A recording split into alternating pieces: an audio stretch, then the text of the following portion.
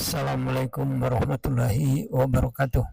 Para sahabat Nabhan Abdullah Channel, kita berada di Masjid Al-Hidayah, Komplek Rapresia Jatimakmur, Pondok Gede, Bekasi, dalam rangka mengikuti kajian Jumat subuh yang diisi oleh Ustadz Dr. Khairon M. Arif MA, membahas tentang kebiasaan-kebiasaan yang mengakibatkan kita masuk ke dalam neraka.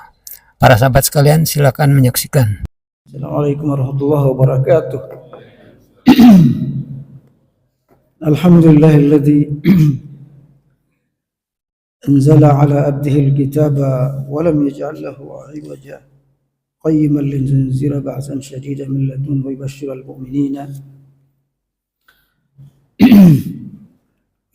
mu'minina anna lahum asyhadu an la ilaha illallah wahdahu la syarika lah asyhadu anna Muhammadan abduhu wa rasuluh la nabiyya wa la rasula ba'da. Allahumma shalli wa sallim ala sayyidina Muhammadin wa ala alihi wa sahbihi ajma'in, amma ba'd.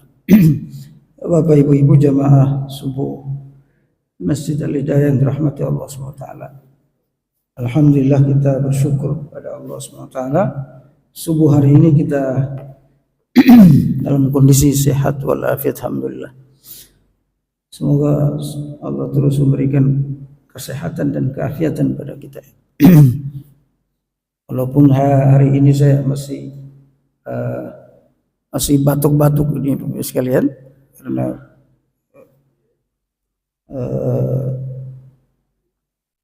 kalau di Arab musim dingin ini. Yang paling dingin itu di Mesir. Mesir itu sampai -6 dinginnya aja ya. -6 dingin. Negara Afrika itu dingin luar biasa. Ketika pindah ke Mekah tuh dinginnya nggak ada apa-apanya gitu, karena sudah terlalu dingin di Mesir. Jadi banyak saudara kita yang berumroh itu ketika di Madinah katanya kedinginan, tapi di Mesir itu masya Allah luar biasa, lebih dingin, 2 kali lipat ya dari Madinah.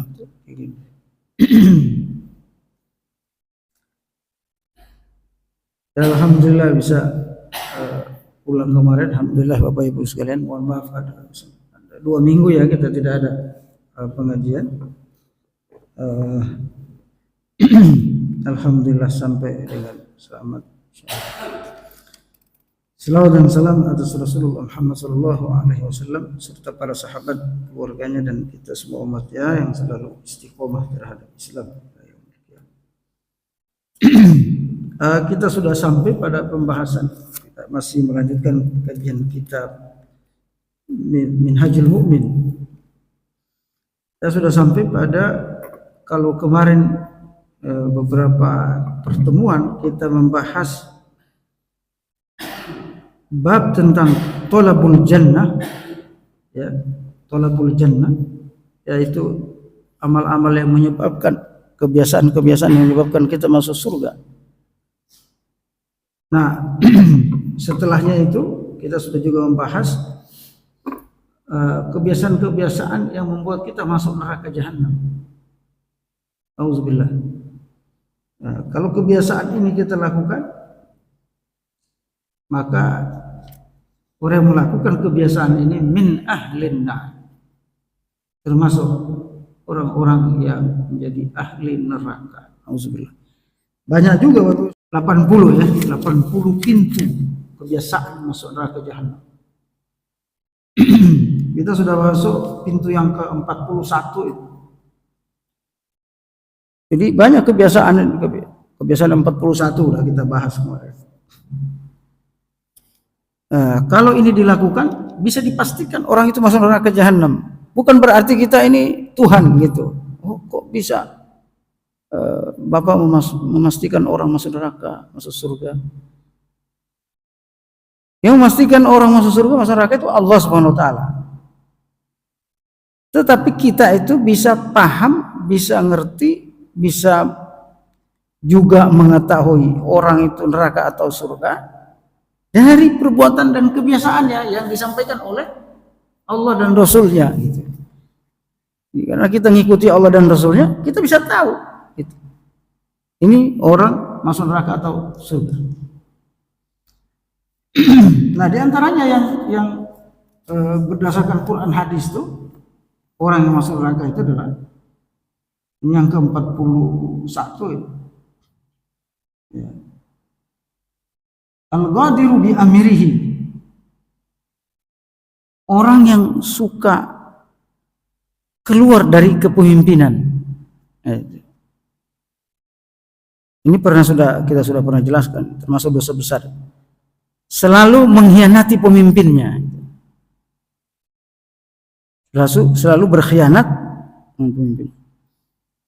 Pokoknya orang ini nggak bisa dipimpin. Dia kalau dipimpin dia pasti berkhianat. Pasti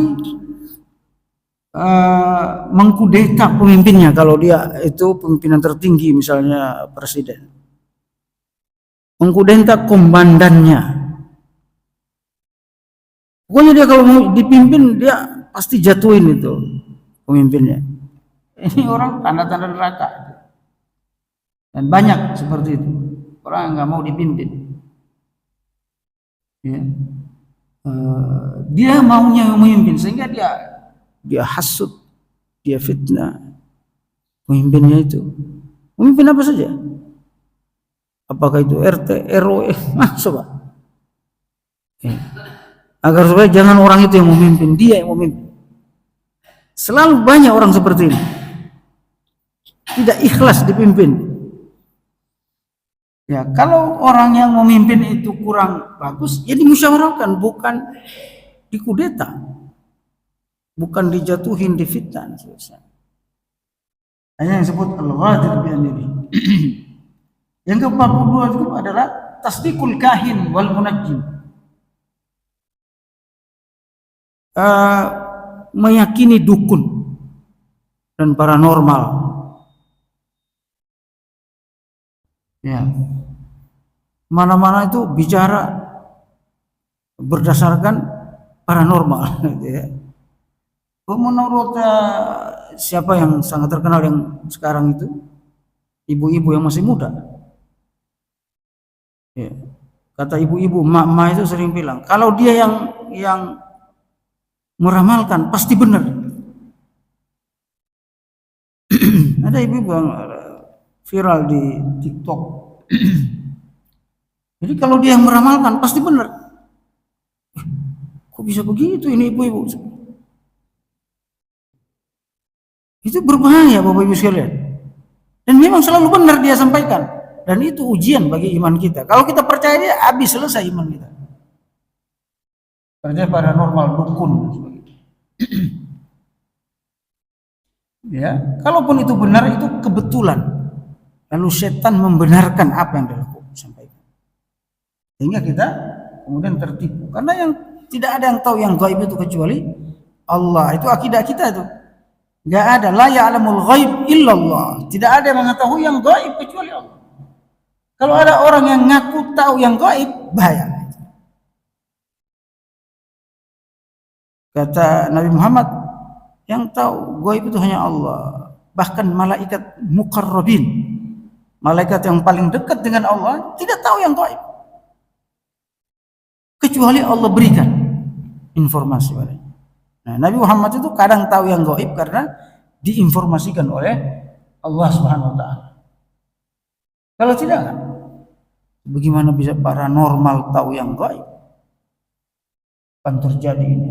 Di Indonesia ada namanya ramalan Jayabaya. Pernah dengar? Ramalan Jayabaya. Nah, mereka mengatakan kalau Jayabaya sudah ngomong pasti benar. Presiden Indonesia itu akan dipimpin oleh namanya TOO semua terakhir. Soekarno, Soeharto. Pas yang berikutnya apa? Megawati, ada T. Ini enggak semuanya benar Bapak Ibu sekalian. Ya, Abdurrahman Wahid, Habibie, jadi enggak mungkin. Tapi itu diyakini, Pak. Sebagian orang di Jawa, khususnya di Jawa. Nah, kalau kita meyakini ini berbahaya. Nah, kehidupannya selalu berdasarkan ramalan para dukun. Yang berikutnya nusyuzul mar'a fi haqqir rajul. Nah, ini dia perempuan ahli neraka itu selalu minta cerai tanpa sebab.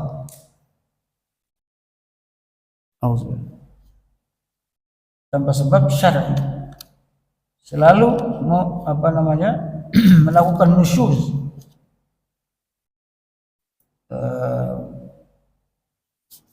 Membantah suaminya keluar dari membubarkan keluarganya karena masalah yang sepele dan sebagainya. Yang berikutnya qati'ur rahim, orang yang suka memutus silaturahim. Ya. Orang berteman dengan orang tertentu saja. Ya, dengan kakak, dengan adik bermusuhan, dengan orang tua bermusuhan. Auzubillah. Memutus silaturahim. Yang berikutnya an-namimah. Suka bawa-bawa bicara. Ya. Di sini si A dengan A bicara A, dengan B bicara lain lagi, dengan C bicara lain lagi. Sehingga orang berantem. An-niyahati wal latmi. Kalau meninggal keluarganya, dia meratap, menyesal, ya, menyalahkan Tuhan. At-ta'nu fil ansab. Ini sudah pernah kita bahas, saya tidak perlu, hanya sebutkan saja. Ini kebiasaan-kebiasaan ahli neraka.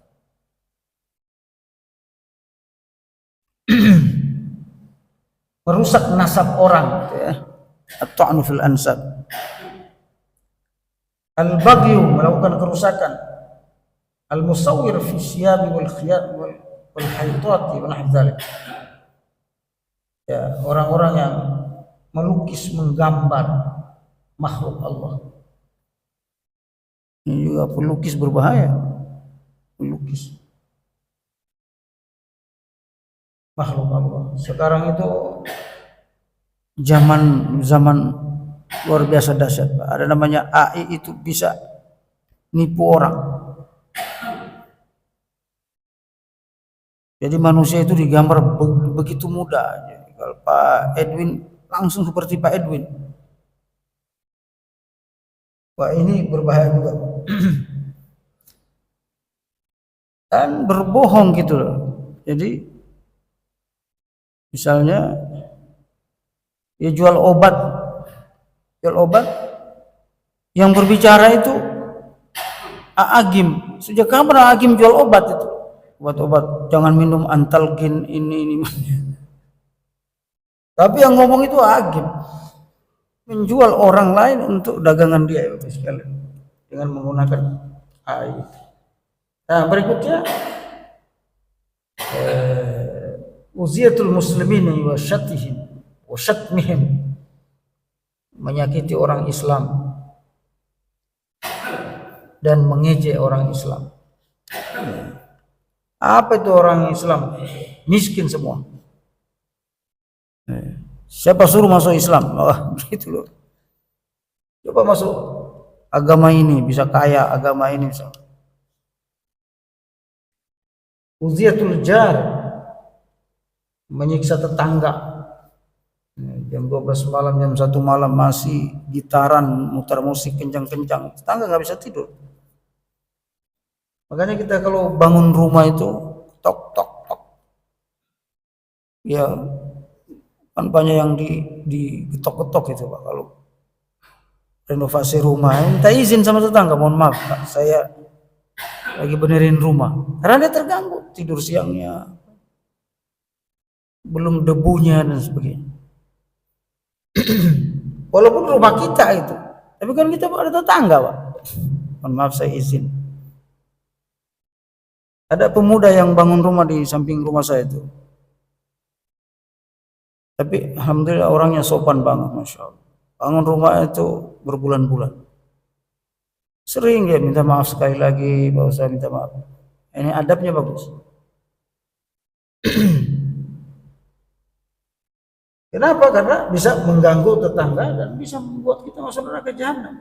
Kalau dia ngutuk kita setiap hari, ya Allah saya nggak bisa tidur gara-gara orang ini, gimana kita nggak bisa masuk surga? Ada orang sakit ternyata tetangganya sakit pula, udah tua sakit, nggak bisa tidur, suara gergaji, suara mesin, harus kita minta izin, saya perbaiki rumah. Kenapa? Karena masuk perbuatan menyiksa tetangga. Man habisa 'alal muslimina wa dalla 'ala auratihim. Menunjukkan aib orang Islam, orang lain. Oh, dia itu memang begini rusak. Dan penyakit ini Bapak Ibu sekalian, bukan hanya orang biasa.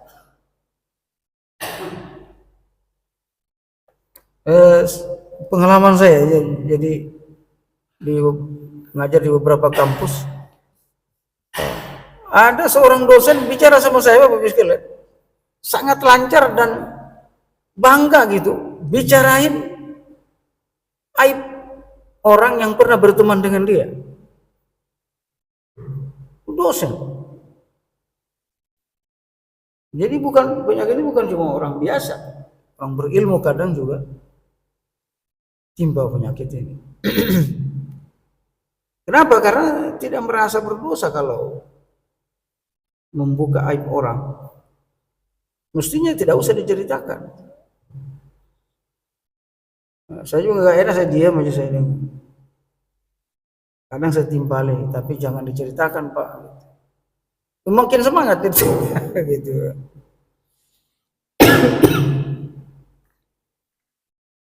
Menceritakan aib orang Islam, orang lain kepada kita, kepada orang lain juga enggak boleh. Kemudian berikutnya tarukul jum'ah li yusalli wahda. Tidak biasa sholat Jum'ah berjamaah. Nah, ini berbahaya. Dia sholat tapi tidak biasa sholat Jum'ah berjamaah. Udah disepakati sama ulama bahwa kalau sudah Jumat, mayoritas ya, hanya ada satu dua pendapat kecil loh sekalian yang lemah, yang menyatakan bahwa kalau Jumat itu sudah menggugurkan sholat zuhur. Tapi masih ada orang sholat zuhur Pak, nggak mau di sholat Jumat. Iya, kadang di kampung-kampung itu begitu. Oh nggak sholat Jumat, saya sholat zuhur. Jumat itu mah tambahan kalau kita mau sholat. Iya, kalau kagak. Jadi ada paham, ya kagak ada, tidak berdasarkan ilmu, tapi kemudian dia yakini. Jadi kalau dia kalau hari Jumat itu nggak sholat ya, sholat sendiri, sholat zuhur. Nah ini berbahaya sekalian. Ini termasuk orang yang membuka pintu neraka jahanam. Al-ma'siyatu fi ardil haram, bermaksiat di negeri haram, negeri di Mekah dan Madinah. Al-qamar, mengundi nafsi, mengundi nasib. Kemudian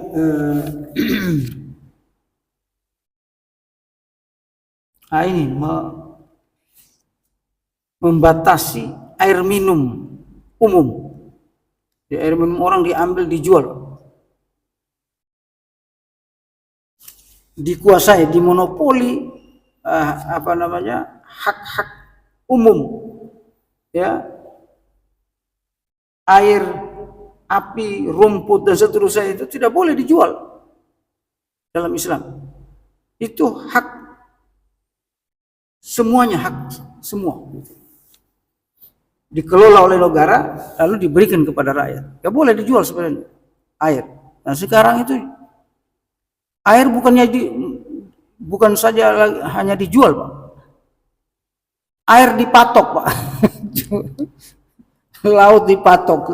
Coba ya, mau diambil semua di negara, laut aja dipatok Pak, laut.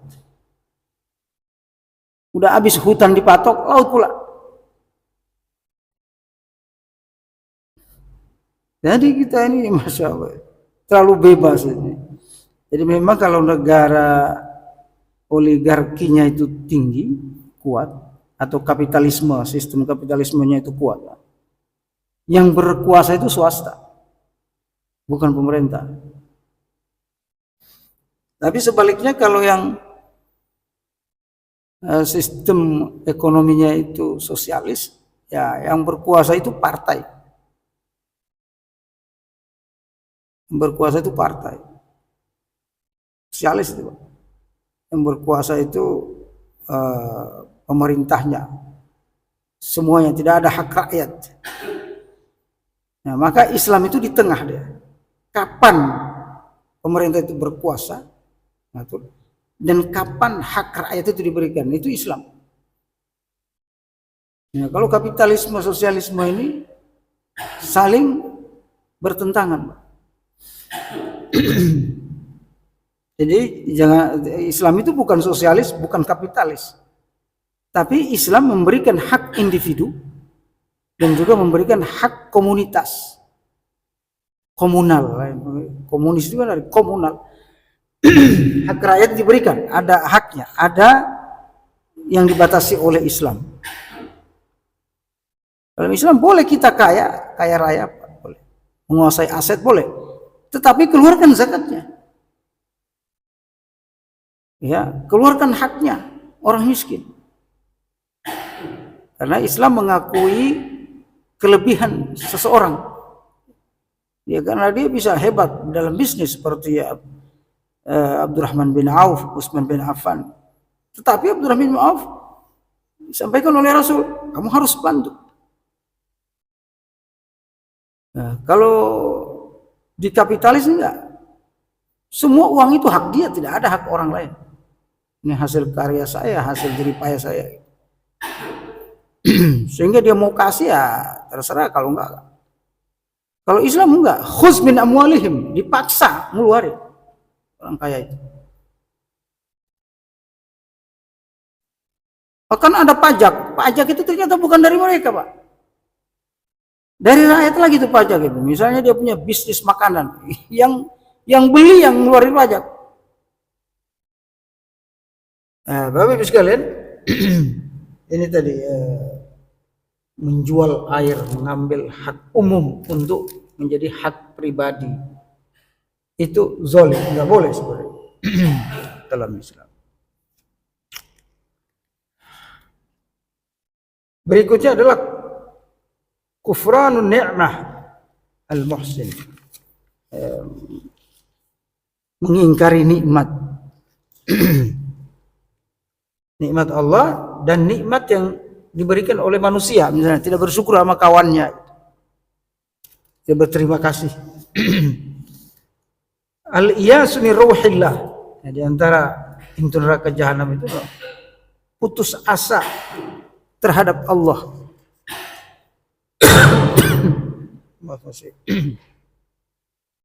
Putus asa terhadap rahmat Allah. Udah memang saya udah kayak gini, nggak mungkin Allah tidak adil. Putus asa sama Allah. Dan saya dilahirkan miskin, tidak bisa berubah lagi. Allah takdirkan saya, belum tentu, Pak. Tidak boleh kita putus asa gitu, terhadap takdir, terhadap rahmat Allah SWT. Al-amnu min makrillah, merasa aman dari ancaman Allah SWT. Ini kebiasaan orang kafir ini, hati-hati. Merasa aman dari siksa Allah.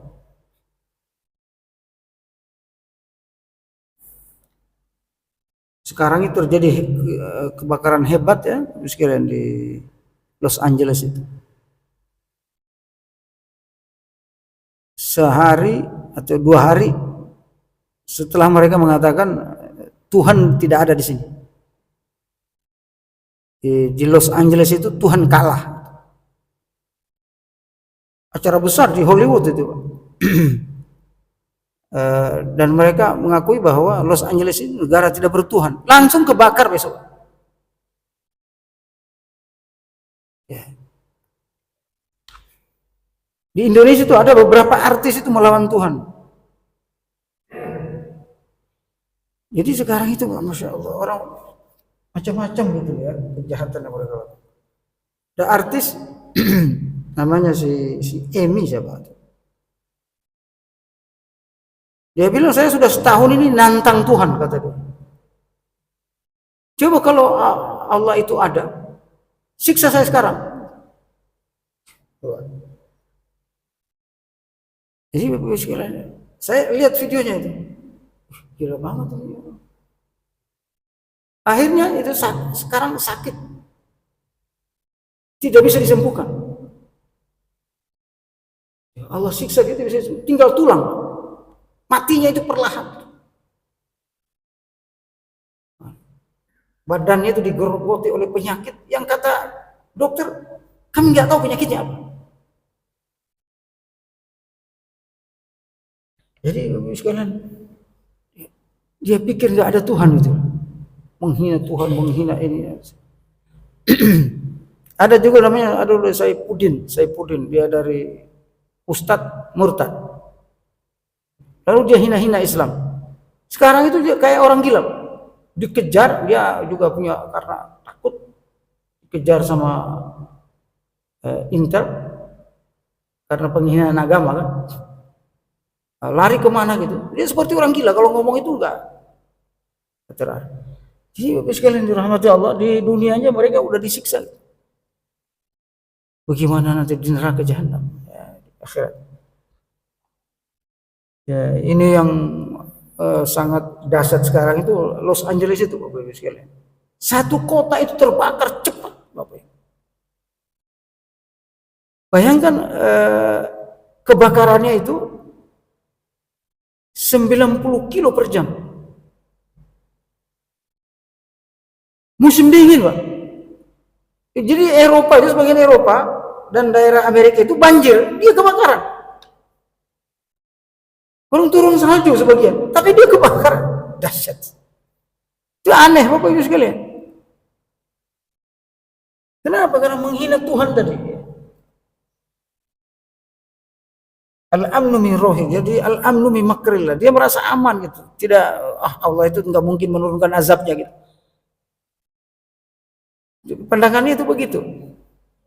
Dan terjadi hari ini, kita saksikan, semua manusia menyaksikan bagaimana Allah ada dan Allah itu memberi azab. Ada azabnya. Walaupun ada ustadz bilang ini bukan azab, terus apaan? Ada mengatakan ini bukan azab. Ibu sekalian, dan aneh apinya itu, Ibu sekalian, ya, dirahmati Allah. Beberapa video yang mereka tampilkan itu, kayak ada bola api itu pindah gitu, terbang, pindah.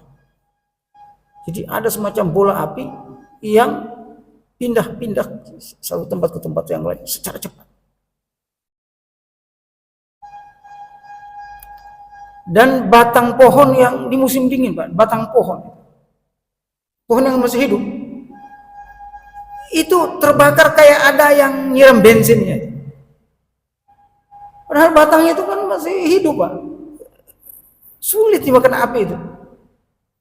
Tapi kayak disiram bensin tuh. Menyala luar biasa, kayak kayu bakar yang kering. Sampai aku bakar semua, habis semua. Gedung apa semua. Rata-rata rumah pangeran, rumah artis mahal itu di situ. Satu rumah itu bisa 1 triliun, Pak, harganya. Ada 1/2 triliun, ada 1/4 triliun. Rumah habis kebakar. Jadi para peneliti itu mengatakan kebakaran yang paling mahal, Pak. 3 kali kerusakan Gaza. Coba. Lebih parah dari Gaza. Karena sebelumnya Donald Trump itu bilang nanti kami jadikan neraka itu Timur Tengah. Sehari setelah itu langsung. Kenapa? Karena dia menganggap tidak ada Tuhannya orang Islam itu nggak ada gitu loh.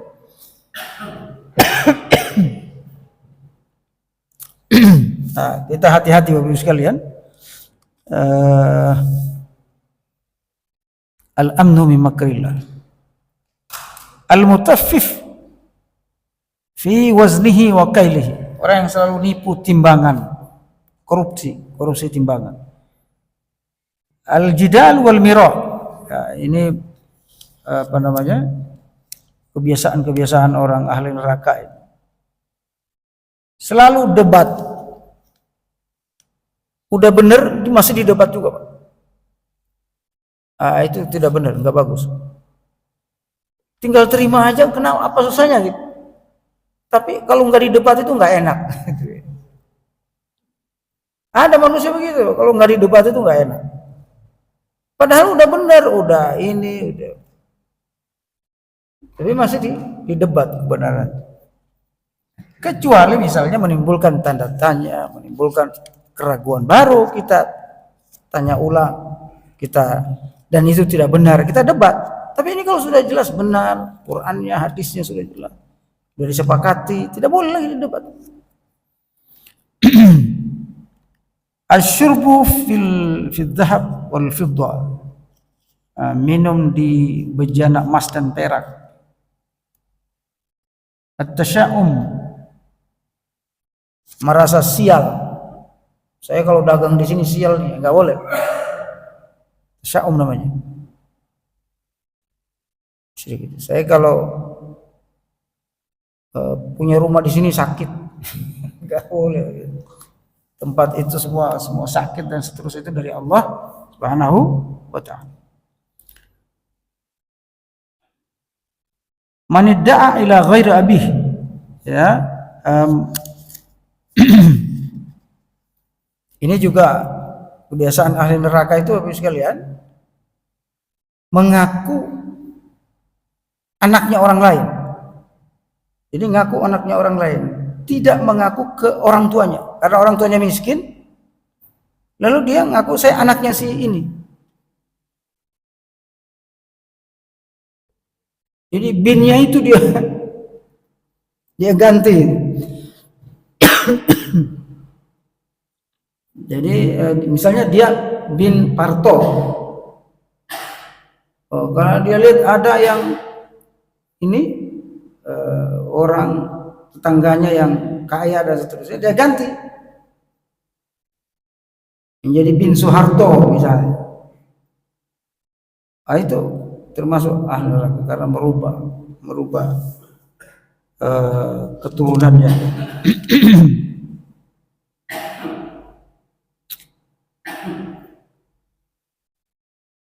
Man da'a ila dhalalatin aw sanna sunnatan sayyi'atan,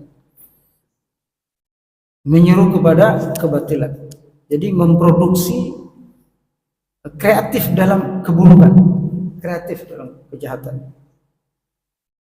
Dia kreatif dalam membentuk kejahatan baru. Ada kejahatan baru, lalu kemudian orang ikutin kejahatan itu. Ini min ahlinya.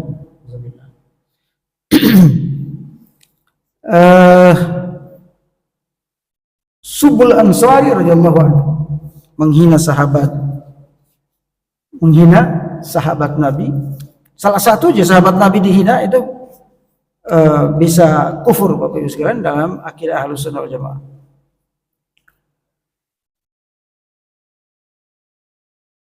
Man zabaha li ghairillahi ta'ala, menyembelih hewan tapi bukan dengan nama Allah, dengan nama Nyoror Kidul dia sembelih sapi, itu kufur Bapak Ibu sekalian. Sembelihan itu harus baca bismillah, bismillahirrahmanirrahim. Kemudian ya, laki-laki yang memakai emas dan sutra.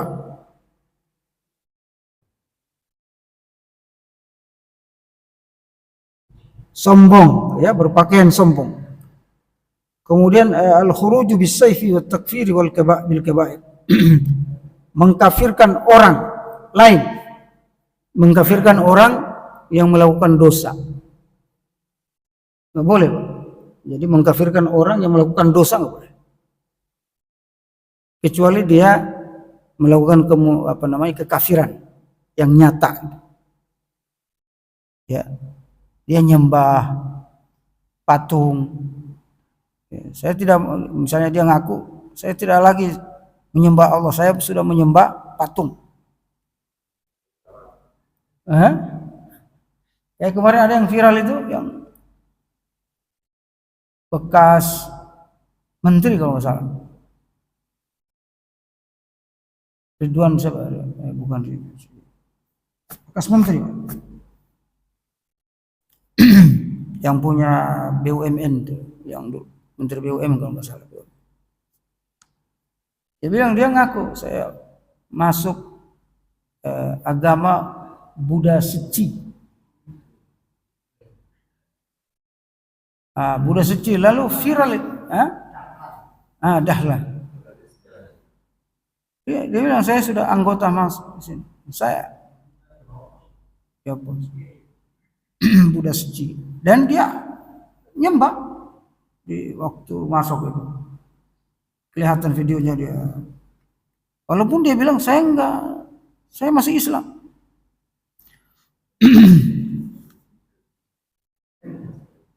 Jadi banyak fenomena Bapak Ibu sekalian di hari akhir zaman ini, macam-macam. Harus hati-hati kita. Al-israru ala saghair, ya, suka melakukan dosa kecil. Suka melakukan dosa kecil. Tarkul jihad ma'al qudrah, tidak mau berjihad padahal dia mampu. Baik jihad jiwa, harta, waktu, ya tinggalkan, tapi padahal dia mampu. Yang ke-80, naqdu ahdillahi ta'ala ka'ayu ahidallah ta'ala ala tarki aklil haram summa ya'kulu min. Membatalkan janjinya kepada Allah. Batalkan janjinya itu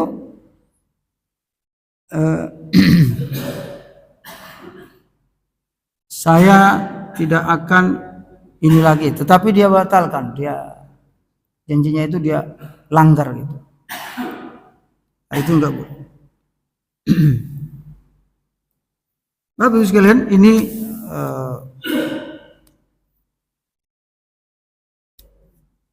pintu-pintu membuat kita masuk neraka jahanam, atau kebiasaan-kebiasaan membuat kita masuk neraka jahanam. Makanya kata Allah, kullu nafsin dha'iqatul maut wa innama tuwaffawna ujurahum yawmal qiyamah faman zuhziha 'anil nar wa udkhilal jannata faqad faz wa mal hayatud dunya illa mata'ul ghurur.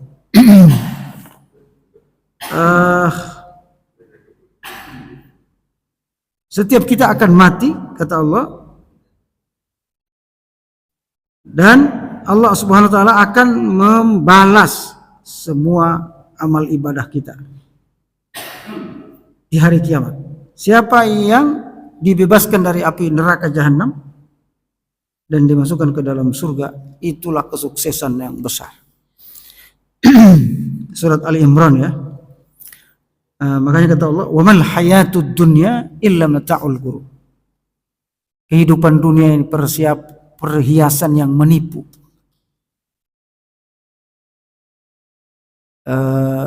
Ya, dari ujung ke ujung dunia ini Pak, biasa aja sebenarnya. Gak ada sebenarnya yang harus membuat kita jauh dari Allah. Kayak gini-gini aja sebenarnya. Ya, kita mau hidup di Amerika, hidup di Eropa, hidup di mana saja, sama aja Pak. Hidupin. Tidak usah terlalu bangga dengan dunia. Gak ada gunanya. Dan akhirnya semua orang kembali Bapak Ibu sekalian. Setelah berpetualang dengan dunia ini, akhirnya dia kembali kembali lagi ya Allah. Yang enak, yang bahagia itu adalah ketika hati kita nyambung dengan Allah. Ketika hati kita khusyuk beribadah. Itulah kenikmatan yang luar biasa. Enggak usah kemana-mana. Masya Allah. Ini barangkali Bapak Ibu, semoga ada manfaatnya. Semoga Allah SWT terus memberi hidayah kita. Kesadaran seperti ini yang disebut hidayah. Kesadaran bahwa nikmat sesungguhnya itu adalah ketika kita khusyuk sholat. Nikmat sesungguhnya itu ketika kita nggak punya dosa. Hati kita bersih. Itulah nikmat. Bahagia itu luar biasa.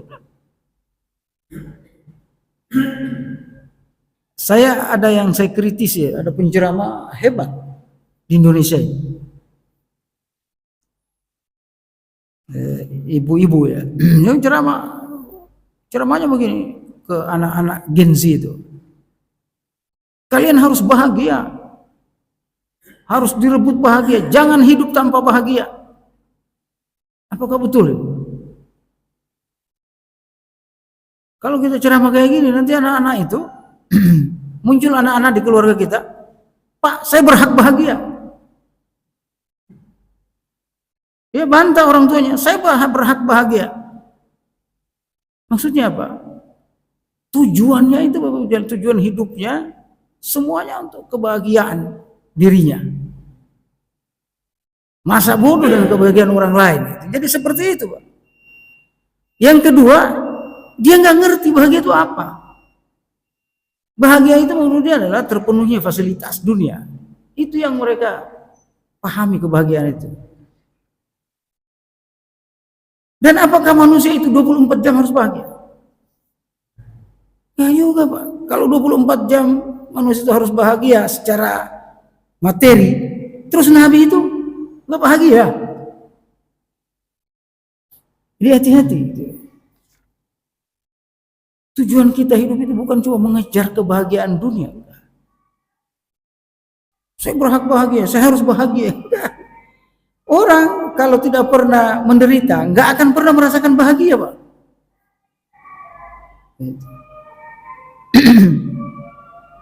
Jadi hidup itu adalah selang-seling, Pak. Makanya ada siang dan malam. Tidak mesti kita bahagia terus. Kadang kita juga ada penderitaannya dan seterusnya. Justru itulah hidup yang enak. Orang tidak akan merasakan kekayaan kalau dia tidak pernah miskin, Pak. Benar apa enggak? Nah ini kadang juga ceramah-ceramah kayak gini tidak berdasarkan Quran Sunnah, itu yang penting enak didengar, hati-hati juga. Anak-anak kita juga boleh kita, kamu harus pakai, nggak bisa. Allah menciptakan bahagia dan sengsara. Dua hal ini pasti dirasakan oleh manusia. Ya. Dan bahagia yang sesungguhnya yang kita kejar itu bahagia di akhirat. Ya. Selamat dari azab neraka, itulah yang paling bagus. Tapi kalau tidak mau menderita, itu bahaya, Pak. Maksudnya itu kamu harus bahagia itu kau jangan menderita gitu. Berbahaya itu. Nanti dia tidak akan berjuang, tidak akan berusaha dan seterusnya. Orang tuanya kaya, nanti orang tuanya memfasilitasi dia semua seterusnya, sehingga dia tidak punya rasa berjuang. Banyak yang cerai kan gitu, Pak. Udah menikah tapi disubsidi oleh mertuanya, disubsidi oleh orang tua. Sehingga bercerai, nggak bisa kerja suaminya. Wallahu a'lam bishawab. Ini jadi bahagia yang sesungguhnya itu adalah ketika kita bebas dari api neraka jahanam. Namanya di dunia kita bisa selang-seling. Ada siang, ada malam, ada miskin, ada kaya, ada penderitaan dan ada kesusahan, kesenangan dan seterusnya. Itu biasa. Ini barangkali semoga ada manfaatnya dengan doa kafaratul majlis. Subhanakallahumma wa bihamdik, asyhadu an la ilaha illa anta, astaghfiruka wa atubu ilaik. Terima kasih atas perhatiannya. Assalamualaikum warahmatullahi wabarakatuh.